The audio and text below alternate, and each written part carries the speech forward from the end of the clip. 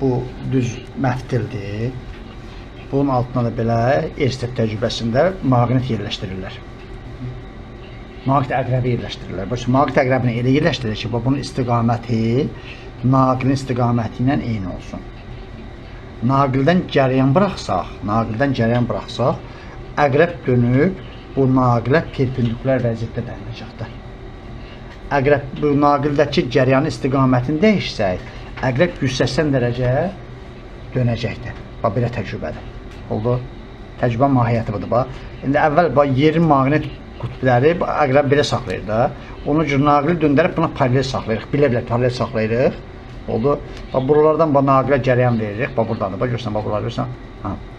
Bax bu yerin maqnit səhəsi bax belədir. Bax görürsən, bunu döndərdik biz. Korpusu döndərdik. İndi paralel olmadı. Əslində startda biz paralel qoyuruq. Onda bax startda paralel qoyuruq ki, dönəmliyini bilək. Deməli, cəryan verəndə başlayır dönməyə. Deməli, bu əqrəbi döndərən buradan axan cəryandır. Buradan belə nəticə çıxır ki, cəryanlı naqil ətrafında maqnit səhəsi yaranır. Özdə maqnit səhəsinin istiqaməti buradan axan, naqilin içərisinə axan cəryanın istiqamətindən asılıdır. Bax, görürsən, bax, cəryan verdik, görürsən, əqrəb döndü. Bax, əqrəb dönür və görürsən, naqilə perpendikulyar vəziyyətdə dayanır. Oldu. Görürsən, cəryanı kəssək, təzədən əqrəb gələcəkdir. Burada naqilə paralel dönür. Burada istiqaməti dəyişsək dönəcəkdir. Bax, tam 180 dərəcə dönəcəkdir. Cəryan istiqamətini dəyişsək. Aydın oldu?